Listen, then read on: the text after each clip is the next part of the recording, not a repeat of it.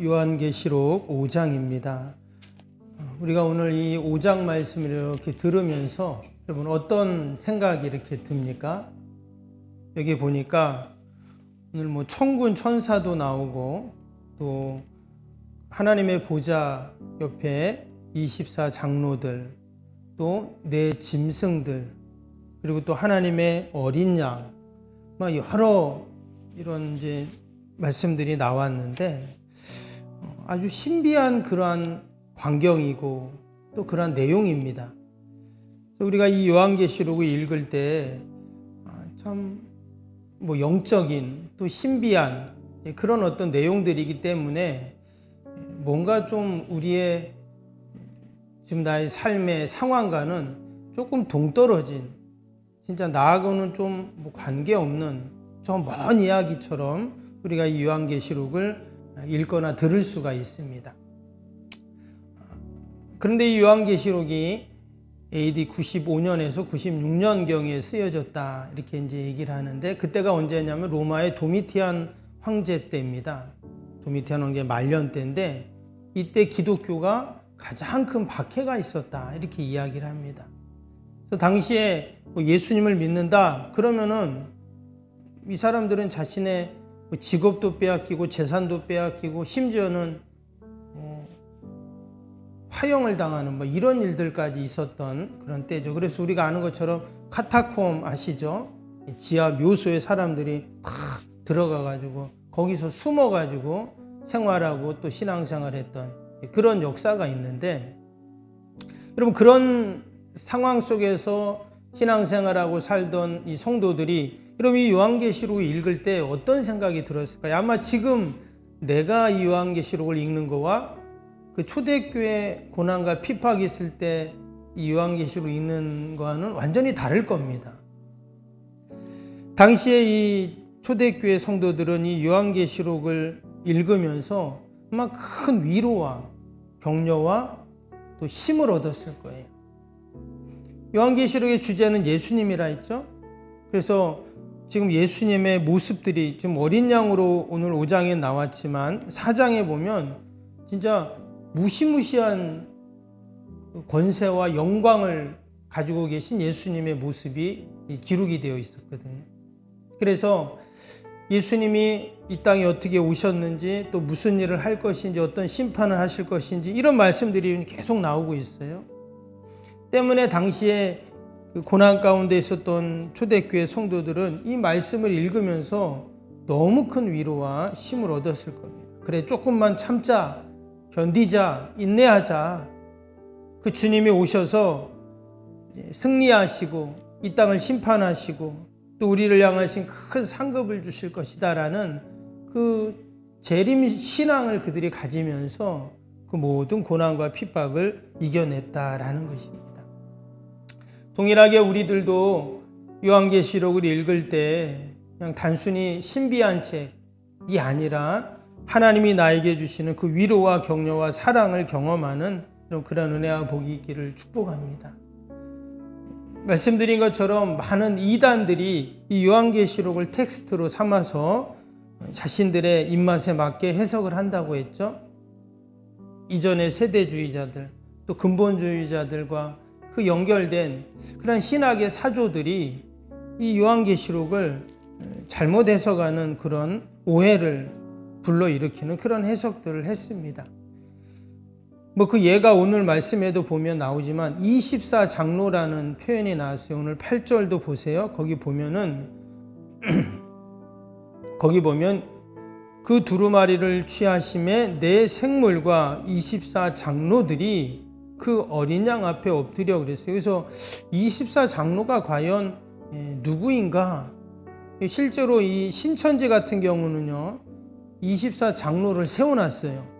그래서 그들이 그 신천지의 행정 업무들을 본다고 하는데, 그게 바로 요한계시록 24장에 나오는, 이 5장에 나오는 24 장로들이다. 이렇게 그들은 또 해석을 또 합니다. 또 여기 9절 보세요. 9절에 뭐라고 그랬어요? 그들이 새 노래를 불러 이르되 그랬습니다. 이게 보면 새 노래를 불렀다. 시편에도 보면 이제 새 노래라는 표현이 나오는데, 그냥 노래가 아니라 어떤 노래라고요? 새 노래를 부른다는 거예요. 그래서 그 하나님의 교회, 뭐 통일교, 또 JMS, 정명석 이런 이단들은 우리 같은 찬송가를 안 부릅니다. 그 사람들은 그 유행가 있죠? 유행가 같은 거에다가 개사를 해요. 가사를 바꿔가지고. 그래서 자기네들이 노래를 만들어가지고 그렇게 부르. 왜냐? 지금 새 노래를 부르라고 했잖아요. 그러니까 그렇게 해석을 해서 이 사람들은 적용을 하는 거예요. 그 예를 들어 그런 거 있죠. 눈의 아들 여호수아. 구약에 보면 여호수아가 있잖아요. 근데 그 아버지 이름이 눈입니다. 그럼 눈의 아들 여호수아인데 그걸 여러분 눈은 어떻습니까? 하얗죠? 우리가 죄가 없음을 의미한 이렇게 해석을 한다는 거예요. 웃긴 거죠, 한마디로. 근데 그렇게 자신들이 해석을 해서 적용을 해버리는 것입니다. 막 자기들 편의에 맞게 끼워 맞추는 것이죠. 근데 여러분 성경을 그렇게 해석하면 될까요? 안 되죠. 뭐 여기서 24장로니 일반적인 해석은 그겁니다. 구약의 12지파, 또 신약의 예수님의 12제자가 나와죠. 그것을 상징하는 숫자로 모든 이 땅의 성도들을 의미하는 게 바로 24장로다. 이렇게 일반적인 해석은 합니다. 새 노래도 마찬가지입니다. 새 노래로 부르라는 말은 옛 노래로 부르지 말라 이런 의미가 아니라 그 새 노래는 형식적인 찬양이 아니라 우리의 마음, 또 우리의 믿음, 감사를 다 담아서 영과 진리로 그렇게 부르는 노래, 찬송을 새 노래로 그렇게 표현을 했다라는 것이죠. 오늘 5장에서는 마치 저 천상에서 이루어지는 예배라고 할까요? 천군 천사가 다 나와가지고 지금 하나님을 찬양하는, 어린 양을 찬양하는 그런 내용들이 나옵니다. 그 7절 한번 보겠습니다. 7절에 뭐라고 했어요? 그 어린 양이 나와서 보좌에 앉으시니 오른손에서 두루마리를 취하시매. 그래서 지금 어린 양이 나왔어요. 지금 어린 양은 예수님을 상징하잖아요. 그래서 바로 예수님을 의미합니다. 우리를 위해 십자가에 달리신 그 어린 양. 세례 요한도 예수님이 이렇게 오시는 모습을 보면서 보라 세상 죄를 지고 가는 어린 양이다 이런 표현을 썼잖아요. 그래서 이 요한계시록에 나오는 어린 양도 바로 예수님을 상징합니다. 근데 그 예수님이 어떻게 하셨냐? 7절에 뭐라고 했죠? 보좌에 앉으시니 하나님입니다. 오른손에 두루마리를 취하셨다 그랬어요. 여기서 말하는 이 두루마리는 우리가 알고 있는 바로 생명책을 말합니다. 근데 그 생명책을 예수님이 딱 취하셨다는 거예요. 여러분 이 책 안에는 뭐가 적혀 있을까요? 모르죠. 성경에는 나와 있지 않습니다. 근데 이제 이단들은 특히 신천지 같은 경우는 자기네들이 이 생명책을 가지고 있다, 이 내용을 알고 있다 이런 식으로 이제 자기들이 막 얘기를 하는 거예요. 말도 안 되는 소리죠. 성경에는 그 안에 이제 모든 비밀이 적혀 있지만 어떤 내용이 적혀 있는지는 알 수가 없어요. 사람들이 그러면 이제 궁금해 하잖아요. 야, 저게 뭐가 적혀 있을까? 저게 뭘까? 근데 성경에서 기록하지 않고 있는 것은 우리가 굳이 알려고 할 필요는 없어요. 그런데 그 비밀의 책, 그 신비한 책을 누가 갖고 있다고요? 어린 양, 예수님이 다 가지고 있다는 거예요. 그래서 그 안에 그것을 열 수도 없고 알 수도 없는 그런 신비한 내용들이 이제 그 안에 적혀 있는 것이죠. 1절에 그 말씀이 나와요. 1절 보세요. 내가 보매 보좌에 앉으시니 오른손에 두루마리가 있으니 안팎으로 쏟고 7인으로 봉하였더라 그랬잖아요. 꽉 봉해 놓은 겁니다. 또 보매 힘 있는 천사가 큰 음성으로 외치기를 누가 이 두루마리를 펴서 그 인을 떼기에 합당하냐 하나 하늘 위에나 땅 위에나 땅 아래에 능히 이 두루마리를 펴거나 보거나 할 자가 없더라. 아무도 세상에서는 그것을 볼 사람이 없다는 거예요. 근데 그거를 신천지가 자기네들은 안다라고 말하는 것 자체가 말도 안 되는 말인 거죠. 그런데 5절 보세요. 장로 중 한 사람이 내게 말하되 울지 말라. 유다 지파의 사자 다윗의 뿌리가 이겼으니 그 두루마리와 그 7인을 떼시리라. 여기서 유다 지파의 사자 다윗의 뿌리, 예수님을 얘기하잖아요. 바로 그 예수님께서 이기셨고 그 두루마리와 7인을 떼실 수 있는 분이다. 이렇게 말했습니다. 그래서 이 요한계시록은 말씀드린 것처럼 누구에 대한 내용이라고요? 예수님에 대한 내용입니다. 그리고 누구에게 쓴 편지라 했죠? 서신이라 했죠? 교회를 위해서, 교회에 쓴 거라고 했죠. 그래서 예수님과 이 교회 두 가지의 기준을 두고 우리가 이 말씀을 계속 읽어가면 쉽게 이해가 됩니다. 여기다 딴 거를 갖다가 붙이면 그때부터 막 헷갈리고 복잡해지는 거죠. 그래서 좀 예수님께서 이 모든 일들을 할 수 있다는 것입니다. 당시 환난과 박해 가운데 있던 교회 성도들이 이 편지를 읽을 때 말씀드린 것처럼 천국의 소망을 갖고 천상에서 찬양하고 예배드리는 그 모습을 소망하고 기대하는 이런 신앙과 믿음을 이제 갖게 되는 것이죠. 그리고 무엇보다 여러분 그 생명책에는 뭐가 쓰여 있겠어요? 뭐 우리가 알 수는 없지만 그 생명책에는 우리 성도들이 올려드린 이 땅에서의 모든 기도와 찬양과 예배와 봉사와 헌신, 그 사랑, 희생, 그럼 그런 것들이 적혀 있지 않겠어요? 우리가 그러한 신앙과 믿음을 가질 때, 천국의 소망을 가질 때, 여러분 우리도 이 땅에서 때로 힘든 일도 있고 어려운 일도 있지만 우리가 넉넉히 감당할 줄로 믿습니다. 오늘 5장에 예수님에 대해서 이렇게 소개합니다. 12절 밑에 보겠습니다. 12절 보시면 큰 음성으로 이르되 죽임을 당하신 어린 양은 능력과 부와 지혜와 힘과 존귀와 영광과 찬송을 받으시기에 합당하도다 하더라. 여기 보면 예수님이 어떤 분인지를 잘 얘기하죠. 예수님은 어떤 분이에요? 능력과 부와 지혜와 힘과 존귀와 영광과 찬양을 받으실 그런 분이시다. 여러분 예수님의 그 능력은 어떤 능력입니까? 사망과 죽음의 권세도 이기신 부활의 능력이죠. 예수님의 부, 당연히 예수님은 세상 모든 것을 창조하시고 그것의 주인이시기에 예수님보다 더 부자는 없습니다. 예수님의 지혜는 지혜의 근본이시고 예수님의 힘은 세상의 모든 힘을 합쳐도 가장 비교할 수도 없는 큰 힘을 가지신 분, 가장 존귀하신 분 때문에 우리의 찬양을 받으시기 합당하신 분이 바로 예수님이신 줄로 믿습니다. 또 13절 보겠습니다. 내가 또 들으니 하늘 위에서와 땅 위에서와 땅 아래와 바다 위와 또 그 가운데 모든 피조물이 이르되 보좌에 앉으시니와 어린 양에게 찬송과 존귀와 영광과 권능을 세세토록 돌릴지어다.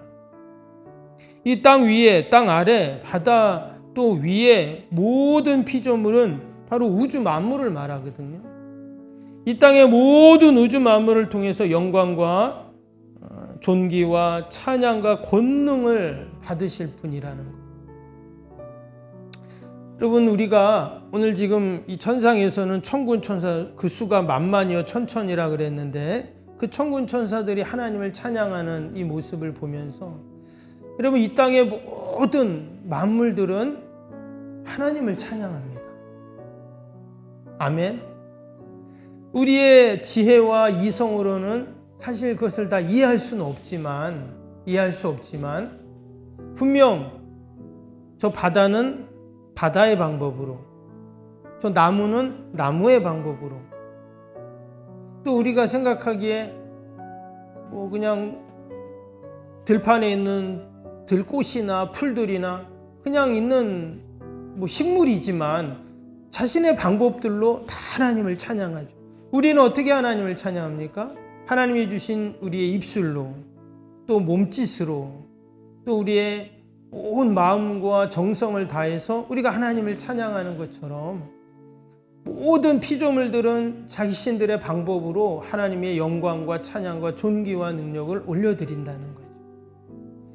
우리가 그것을 생각할 때 오늘 천사도 천사의 방법으로 하나님을 찬양하고 있어요. 그래서 우리가 오늘 하루를 살아갈 때도 여러분 오직 하나님을 찬양하고 영광 돌리는 저와 여러분이 되기를 축복합니다. 오늘도 하나님께서 우리의 기도를 들으시고 우리 예배를 받으시고 또 우리가 하나님께 영광 돌릴 때 또 하나님께서 기뻐하시고 그것이 우리 성도의 또한 참된 모습인 줄로 믿습니다. 우리 오늘 금요일 기도 함께 하겠습니다. 말씀 생각하면서 금요일 기도입니다. 76번부터 90번. 새 성전 건축을 통해 주님의 지상 명령을 수행하게 하옵소서. 아멘. 복음의 능력으로 사람을 살리고 세우는 거룩한 공동체로 쓰임받게 하옵소서. 아멘. 선교 구제 봉사 섬김이 새로운 공간을 통해 역동적으로 펼쳐지게 하옵소서. 아멘. 사도행전을 꿈꾸고 이루는 위대한 교회로 세워지고 쓰임받게 하옵소서. 아멘. 성도들의 간절한 기도와 눈물의 헌신으로 든든히 서가는 교회가 되게 하옵소서. 아멘. 주일을 온전히 성수하며 온전한 11조 헌금을 드리는 성도가 되게 하옵소서. 아멘.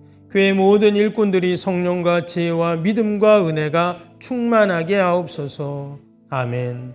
온 성도들이 마음과 생각이 하나 되어 건축 과정에 큰 힘이 되게 하옵소서. 아멘. 온 성도들이 교회에 대한 사랑과 긍지로 새 성전의 건축을 이루어 가게 하옵소서. 아멘. 분열의 악한 영이 틈타지 않게 하시고 건축하는 가정 가운데 실족하는 사람이 한 명도 없게 하옵소서. 아멘.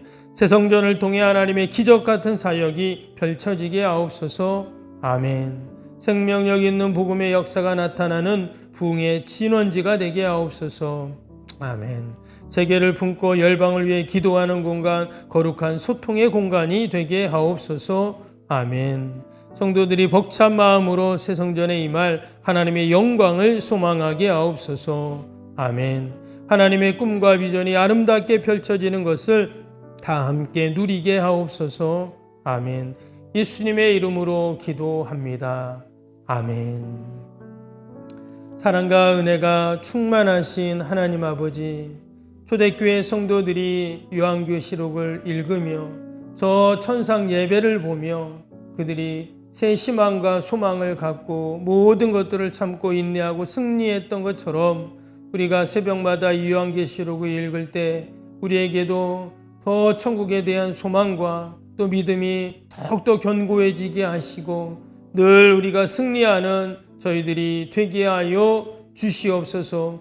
온 우주 만물이 하나님을 찬양합니다. 경배합니다. 하나님, 오늘도 우리가 처한 곳에서 또 마음과 뜻과 정성을 다해 하나님께 찬양하고 영광 돌리는 저희들이 다 되게 하여 주옵소서. 하나님, 귀한 새벽에도 또 우리가 많은 기도의 제목을 가지고 나왔습니다. 나라 민족과 교회와 이웃과 또 우리 사랑하는 자녀들 하나님 다 올려드리오니 하나님께서 도우시고 함께하여 주옵소서. 우리 추운 날씨에 우리 어르신들, 환우들, 아이들 하나님 늘 강건케 하여 주시어서 건강 때문에 근심 염려하지 않도록 늘 강건케 하여 주옵소서. 오늘도 주님의 교회 또 우리 가정 자녀 일터들 꼭 지켜주시고 어둠의 영들 틈타지 않게 하여 주옵소서. 하나님, 이 땅의 모든 아버지 이단과 사이비 우상의 깃발들이 다 내려지게 하여 주시고 주님의 교회가 우뚝 서게 하시고 참 진리가 선포되게 하여 주시고 하나님의 나라가 더욱더 하나님 확장되게 하여 주시옵소서. 아버지, 우리를 끊임없이 유혹하는 이단과 아버지 세상의 유혹들이 있습니다. 아버지, 진리 안에서 우리가 늘 굳건하게 서 있게 하여 주시고 믿음으로 승리케 하여 주옵소서. 감사하며 예수님의 이름으로 기도하옵나이다. 아멘. 하늘에 계신 우리 아버지, 아버지의 이름을 거룩하게 하시며 아버지의 나라가 오게 하시며 아버지의 뜻이 하늘에서와 같이 땅에서도 이루어지게 하소서. 오늘 우리에게 일용할 양식을 주시고 우리가 우리에게 잘못한 사람을 용서하여 준 것 같이 우리 죄를 용서하여 주시고 우리를 시험에 빠지지 않게 하시고 악에서 구하소서. 나라와 권능과 영광이 영원히 아버지의 것입니다. 아멘.